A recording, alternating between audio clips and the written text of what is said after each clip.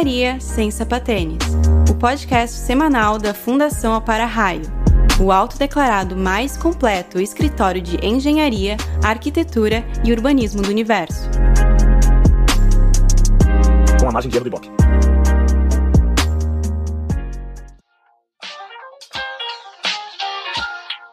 Engenharia sem sapatênis, diretamente dos estúdios da Fundação Apara-Raio na Serra Gaúcha. E vamos começar apresentando os integrantes da bancada. O nosso especialista da semana, o engenheiro químico, pós-graduado em gestão da produção. Walter White foi seu discípulo e maratonista quando o joelho permite, João Pisato. Opa, tudo bem? Nossa convidada especial é Giana Zanella Tronco, médica formada pela Universidade de Caxias do Sul, residente no 2º ano do Hospital Pompeia, na área de clínica médica. Gosta de ler, ver filmes e até tricotar nas horas vagas. Oi, pessoal, tudo bom? E apresentando este programa eu, o arquiteto Cândido. Fique conosco para descobrir sobre o diário de uma residente numa pandemia. Vamos lá? Esse bloco é um oferecimento de cuecas de grafeno indestrutíveis. Interrompemos a nossa programação para um aviso importante. Devido a um problema técnico, o áudio deste podcast apresenta algumas distorções indesejadas em certos momentos do programa. O editor já foi devidamente penalizado, tendo que limpar a chaminé de uma refinaria com uma escova de dentes. Obrigado pela atenção. Voltamos agora para a nossa programação normal. O nosso podcast de hoje refere-se à pandemia do coronavírus, especialmente como é trabalhar como médica logo no início da carreira. Gostaria de agradecer aos presentes na bancada e começar perguntando a Giana. Autoridades do mundo inteiro fazem um discurso utilizando a palavra guerra em relação à pandemia. Podemos então dizer que na situação atual os médicos são os Rambo da saúde? De certa forma, sim, só que a gente tem mais ansiedade e menos armas letais, a princípio. Mas é bem complicado tu tá no início da tua formação como médica, ou no início da tua participação, da tua profissão mesmo, trabalhando com aquilo que tu demorou 6 anos para te formar. E de cara já vim com uma doença que muita gente não sabe o que é direito. A gente entra descobrindo características sobre ela, como ela age no corpo, de que forma é a transmissão. E é basicamente um inimigo visível só a microscópio eletrônico. Então, ele é um inimigo invisível. Então, tudo que a gente pode fazer, e como ele é um vírus, ele tem um tempo de vida próprio, a gente não tem nenhuma medicação específica para ele ainda. Então, o que a gente pode usar até o momento é a prevenção. Então, a questão da quarentena, do isolamento social, da limpeza das mãos e de equipamentos de uso diário, enfim. E também as medicações que a gente já usava, até para a questão da H1N1, que foi uma das últimas doenças globais que a gente acabou tendo, e conhecimento técnico que a gente tem até o momento. Então, até com as questões de ventilação mecânica, os modos de ventilação, a maneira de entubar, a prevenção, conscientização social também. Então, tudo isso acaba melhorando um pouco a questão de enfrentamento dessa pandemia. Ao mesmo tempo em que a gente vê médicos muito mais experientes do que nós, tão apavorados quanto a gente, só um pouco mais controlados, entre aspas, porque eles já estão, de certa forma, mais calejados, não só em relação ao trabalho, mas em vivência também. E isso também acaba ajudando. E você diria que os médicos são, em regra, mais otimistas ou mais pessimistas em relação a tudo, não somente a pandemia? A gente tem a tendência a ser o mais otimista possível para os pacientes, mas a gente vive todos os dias uma realidade diferente, porque a gente sabe, nem eu tinha dito no programa anterior sobre doenças, como a maioria delas se comporta, como um câncer age, prognóstico, que é tempo de vida após o diagnóstico de uma doença, conforme o estágio ou conforme a gravidade dela. Então, a gente tenta manter a forma mais otimista para com os pacientes, mas nem sempre isso é possível se a gente sabe como que a gente está lidando.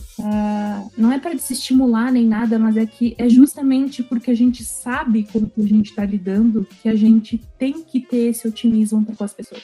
E como é que é, assim, o clima no teu próprio ambiente de trabalho, assim, referente a isso? Existem muitas pacientes que chegam ali sem saber nada, que não estão se portando com o que está acontecendo. Como que é esse convívio, assim, com essa pandemia? Os profissionais de saúde em si, por eles saberem a gravidade do que está acontecendo, por eles saberem que a gente não tem 100% de certeza em nada do que está acontecendo até o momento, a gente fica um pouco mais apreensivo, a gente toma mais cuidados, a gente tem as nossas próprias precauções, os nossos equipamentos, as formas como a gente pode agir dentro dessa pandemia. Ao mesmo tempo que a gente está tentando convencer as pessoas de que não é uma simples gripe, ao mesmo tempo que parece. Por mais que os sintomas, em 80% dos casos, sejam leves e que sejam muito semelhantes a uma gripe forte, eles podem causar problemas muito sérios, tanto em pessoas mais novas quanto em pessoas mais velhas, sendo mais importantes e mais frequentes em pessoas mais idosas. Por isso que a gente diz os grupos de risco. São pessoas que, de certa forma, têm um risco maior de desenvolver formas graves da doença, não necessariamente de contrair essa doença. Porque a doença, ela é como se fosse uma gripe, que nem eu falei antes. Ela não é uma gripe, mas é como se fosse. A transmissão é muito parecida, então ninguém está imune, apesar de tudo. Ninguém está imune. Mas existem pessoas mais predispostas a terem as formas graves da doença. Então, é complicado tu convencer a população toda de que é uma coisa grave. É uma coisa que a gente ainda tem que se preocupar, porque a gente, de novo, não tem 100% de certeza ainda sobre a forma que ela está agindo e como ela vai continuar agindo daqui para frente. Então, a gente tem os teimosos, eu tenho gente na minha família, assim, que apesar dos meus esforços de dizer para eles ficarem em casa, eles dizem, não vai acontecer nada comigo e sai. Então, eu sei que não é uma exclusividade minha, sei que tem muita gente também que age desse jeito. A gente tem aquela coisa de, fica em casa, mas ao mesmo tempo a gente sabe que muita gente não pode. Então, se você pode, fica em casa. Então, se tem o poder da escolha, se tem o poder de ser uma pessoa a menos na rua, já é bem importante para diminuir a transmissão. O problema é convencer o pessoal. Ontem a Folha de São Paulo mostrou uma pesquisa em que 79%, estou lembrando de minha cabeça, mas 79% do povo brasileiro apoia as medidas de isolamento. Então nós temos 4-1, né, basicamente. O povo, ele está aderindo, né, pelo menos ele diz que apoia, talvez saia, mas apoia ao mesmo tempo. Está apoiando, mas está na rua, né? Essa questão de apoiar, eu já acho meio contraditório. Que até, digamos, hoje voltou diversas empresas, então, mas se tu fosse andar hoje na rua, era um dia normal. Não, o pessoal tá andando normal. Eu saí do hospital na hora de tarde e eu realmente vi isso. É como se fosse um dia normal, só com lojas fechadas. Exatamente. Foi o que eu vi quando eu saí também. Isso é um fenômeno social, né? A última pandemia desse tipo que aconteceu faz mais de 100 anos, né? A ciência estava engatinhando, a gente está lidando com uma coisa que, embora já tenha existido, é uma coisa que não tem tanto, vamos dizer assim, provas robustas, né? A gripe espanhola que a gente está falando, no caso, não se tem uma estimativa muito precisa. Se você procurar entre 20 e 50 até chegando a 100 milhões de pessoas, ou seja, é bem grande a estimativa de mortes, né? Que a gente não tinha a globalização que a gente tem atualmente. Eu acho que ainda agora é uma situação um pouco pior ainda. Justamente pela informação que chega e que vai. Então, essa semana que passou agora, a gente conseguiu atingir... a gente chegou na marca de 1 milhão de infectados mundialmente. Nos Estados Unidos, que é, de novo, o país mais icônico do mundo, a princípio, atingiu hoje os 10 mil mortos. Então, é uma questão global que mostra também que pode acontecer com qualquer país, seja ele desenvolvido ou não. Até uma questão que eu tenho, porque aquele pessoal, os Estados Unidos tem por volta de 30 a 40 milhões de pessoas que não são seguradas por nenhum tipo de seguro de saúde, plano de saúde, e não tem também assistência pública gratuita, que daria por volta de 10% da população, né? Como essas pessoas estão sendo tratadas, se estão sendo tratadas, né? Porque o próprio filme Ciclo, que foi comentado no episódio anterior, mostra que se você está doente e não tem um plano de saúde, não tem como pagar por conta, você simplesmente não é atendido. Então, não sei se você tem alguma noção de o que está acontecendo comparado com os americanos que não têm assistência, porque querendo ou não, ao não tratar eles automaticamente se tornam um perigo para todo o resto, né? Porque eles vão continuar... Exato. Por eles não terem essa assistência, às vezes eles acabam ficando à mercê tanto das pessoas infectadas quanto a delas mesmas. Elas não sabem que medidas têm que ser tomadas, o que fazer nesses casos, a quem elas podem recorrer. Então, eu não tenho conhecimento sobre essa faixa de população, mas é como se estivesse sozinho no escuro, não sabe para onde correr.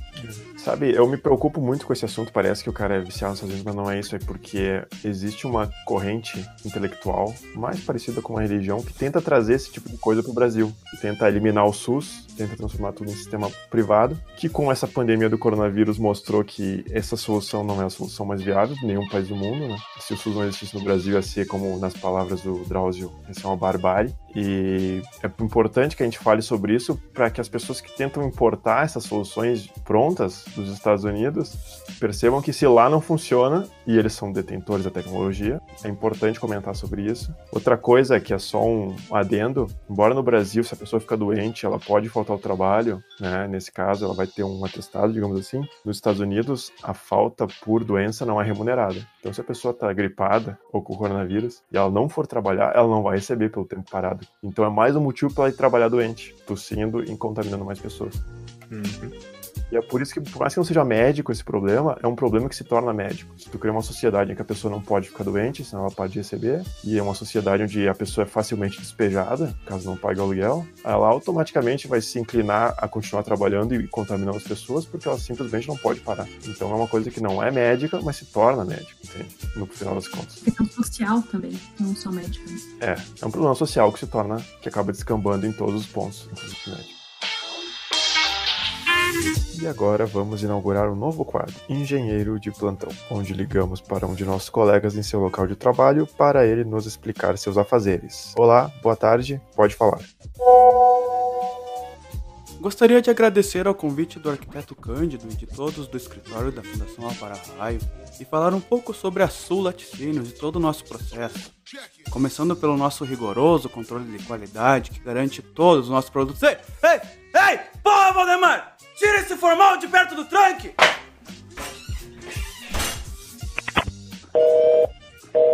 Bom. Um oferecimento CNPq, Conselho Nacional de Desenvolvimento Científico e Tecnológico. Agradecemos pelo Oi Sumida, que o governo resolveu dar para nós. E agora começamos o segundo bloco do programa. Giana, na Academia da Guerra da Medicina, como é se preparar para o impreparável? A gente se prepara da forma que dá, da melhor forma possível dentro das nossas limitações. A gente procura pegar a opinião das pessoas que já passaram por isso ou que têm algum outro tipo de experiência nessa área, principalmente agora com uma pandemia. No episódio anterior eu comentei que a gente conseguiu contato com um médico diretamente da cidade de Wuhan para ele explicar para nós como a gente poderia se preparar com a questão de ventiladores, quais as formas de protocolos de ventilação, que medicações a gente poderia usar. Então, a comunicação é a parte mais fundamental de tudo isso. Assim como a preparação com os equipamentos, com as medidas de segurança, com a proteção para com os nossos colegas, familiares e com a população. A gente prepara a população da forma que dá. Então, é com o isolamento social, evitar ao máximo contato entre pessoas para evitar a disseminação desse vírus. Então, a gente se prepara como a gente consegue no momento, com as informações que a gente já tem. Mas tu sabe que na faculdade, eu tenho um amigo grande que ele é oncologista. Ele se formou comigo no colégio e partiu para medicina. Aí fez 2 especializações e acabou como finalmente oncologista depois de, eu acho que mais de 10 anos. E eu brinco com ele o seguinte: a sociedade dá bola pros médicos, ela leva a sério os médicos, ela não leva a sério os outros, os arquitetos, os engenheiros. E o motivo é muito simples. Já ouvi alguém falar: eu preciso fazer uma cirurgia e eu vou com esse meu conhecido que ele tá para se formar em medicina porque é mais barato. Você nunca vai ver uma coisa dessas, né? Não. Porque quando a pessoa leva a sério, ela quer o melhor. Agora, o resto das profissões, a pessoa fala isso tranquilamente. Pega o cara que tá no meio da faculdade pra fazer o trabalho, ou pega recém-formado, simplesmente porque eles não levam a sério o trabalho. E se eles não levam a sério, qualquer novato consegue, né? Como eu confio muito na sabedoria popular, eles estão certos, e eu vou dizer por quê. As ciências médicas, em geral, elas têm um período relativamente grande, digamos assim, de estágio, dentro do próprio curso. A medicina tem 2 anos, né? De 6 anos, 2 é internato, correto? Isso quer dizer que o médico ele tem 4 anos de, vamos dizer assim, aula e 2 anos de trabalho. Então ele já sai com 2 anos de experiência no mundo real. Pelo menos. Na UX, por exemplo, que é onde eu me formei, a gente tem experiência de lidar com o paciente desde o 3º semestre. Então a gente já tem contato direto com o paciente, conversa com ele, examina o paciente, entra em contato direto desde o 3º semestre. Então a gente tem uma vivência muito grande e o internato ele serve para pôr em prática tudo que a gente aprendeu nos outros 4 anos. Então, de certa forma, é uma preparação muito grande. Até, com a minha experiência agora, eu sou residente do 2º ano de clínica médica no Hospital Pompeia, e a experiência que tu recebe trabalhando dentro de um hospital e com a vivência que tu tem diariamente é a parte mais fundamental da medicina, porque os meus próprios chefes já falam que tu não aprende medicina só nos livros, tu aprende fazendo. Então, essa parte é fundamental.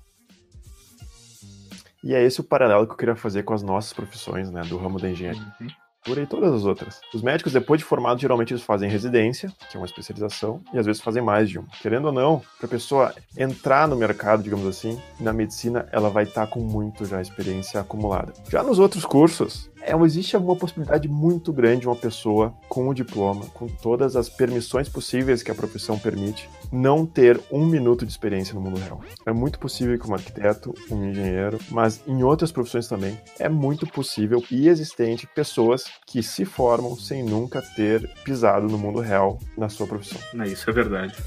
Mais perigoso que isso, elas se tornam professores de ciências práticas, que é o nosso caso, né? Porque existem ciências que são teóricas. É muito difícil o cara ter experiência real em, sei lá, física do buraco negro. É difícil, entendeu? Porque é uma coisa muito distante. Mas a construção civil, a indústria, é uma ciência real, prática. E assim, as pessoas que ensinam isso não têm essa experiência, é uma coisa que fica, vamos dizer assim, curiosa. O que corrobora com uma sensação popular de levar só a sério os profissionais das ciências médicas. Também a gente coloca junto os dentistas, os fisioterapeutas, profissionais de educação física, os fonoaudiólogos, todos eles têm experiência prática antes de se formar. Enquanto no nosso lado, não é proibido, muitos têm experiência prática, mas não é obrigado. Já no ramo das ciências médicas, até onde eu sei, é obrigado. Por isso que a preparação das ciências médicas, do meu ponto de vista, de quem está de fora, é superior à preparação das outras ciências práticas. Falando um pouco sobre isso, dá para se dizer tranquilamente que numa formatura de uns 200 engenheiros ali,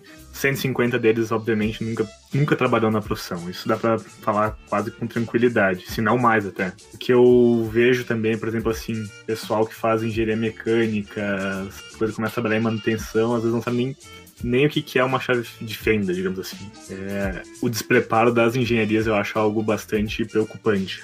Então, a gente, ao invés de criticar, nós estamos mostrando como o Brasil e o Ministério da Educação, ele sabe exatamente o que precisa para uma pessoa sair capaz de trabalhar, e ele opta, por diversos motivos, a não obrigar certos cursos a fazer isso. Ele obriga, para você ter uma faculdade de medicina, você tem que ter um hospital anexo. Pode ser de sua propriedade ou um acordo com algum hospital. Para você ter uma faculdade de arquitetura ou de engenharia, você não precisa ter uma construtora e nem um escritório de projetos. Ou seja, o Ministério da Educação, que é quem regulamenta os cursos, ele sabe muito bem o que deve ser feito para alguém se formar com qualidade e o que não precisa ser feito. E ele opta para que os nossos cursos de ciências práticas do mundo real, do nosso lado, não falando os das ciências médicas, opta e simplesmente permite que muitas pessoas se formem sem a vivência, né, e a experiência de como as coisas são. A vida como ela é, como diria.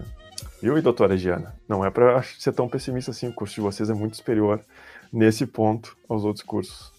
Também a demanda que a gente sofre, a nossa carga horária é 8.800 horas, pelo menos no curso de medicina, sendo que tu tem que ter pelo menos no mínimo 240 horas extracurriculares. Então, até eu não sou dos meus colegas a que mais fez estágios, a que mais participou de ligas acadêmicas, mas durante a minha formação eu fiz 3 estágios extracurriculares de 1 mês, também dentro do Hospital Pompeia.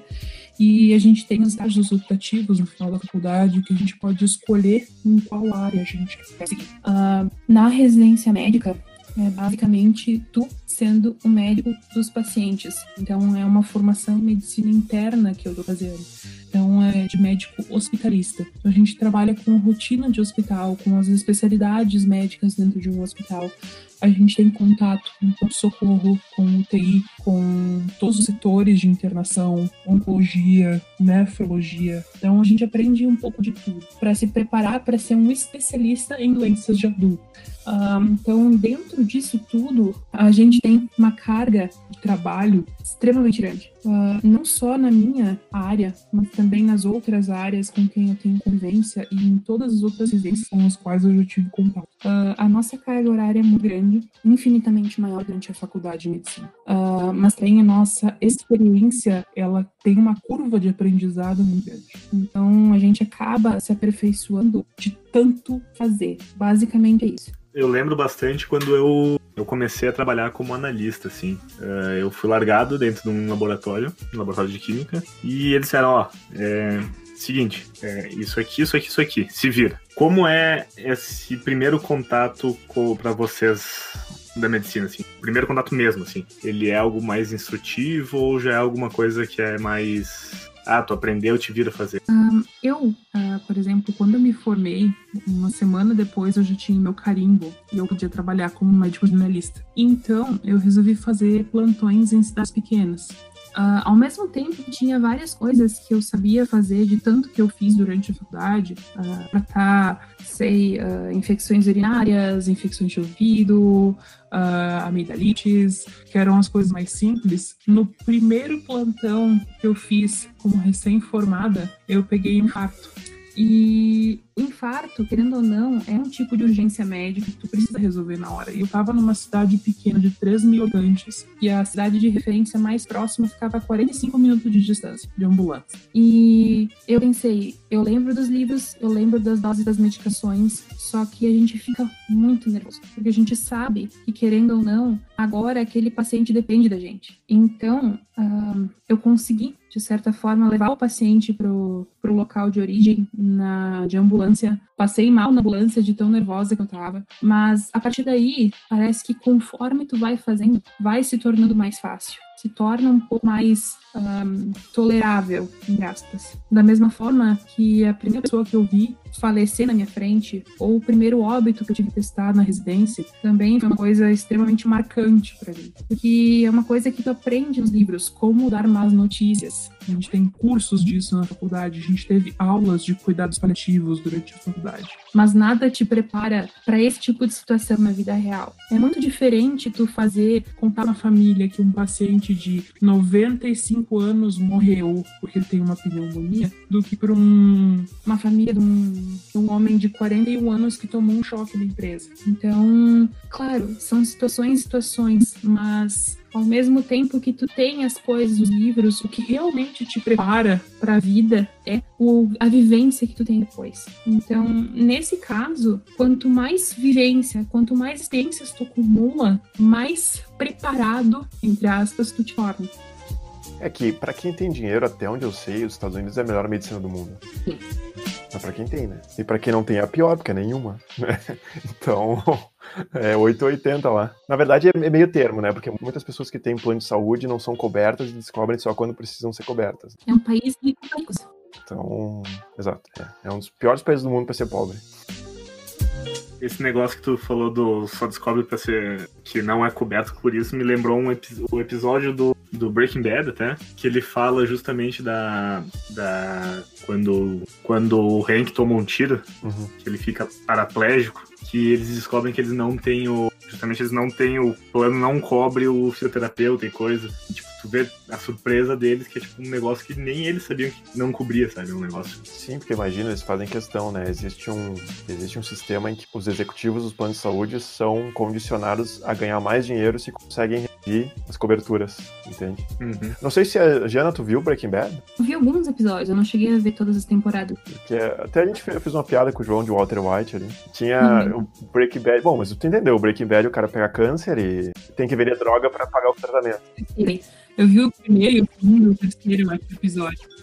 E também no Breaking Bad é a pior transmissão de más notícias que eu já vi na minha vida. Ah, sim. No primeiro episódio ele descobre que ele tem câncer e médico, tipo, fala na lata dele, tu tem câncer. Mas é... E aí, tipo, ele começa com aquele zumbido no ouvido, ele não escuta mais nada. Isso é bem a realidade. Uhum.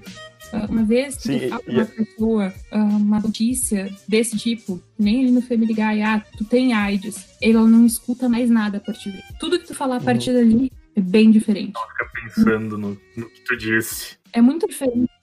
É muito diferente tu falar pra uma pessoa, olha, tem uma doença, a gente já tem tratamento, vai fazer tudo que tu puder, só que essa doença é grave, tu tem um tipo de câncer. Do que tu dizer assim, tu tem câncer, mas é um tipo de doença tratável, assim.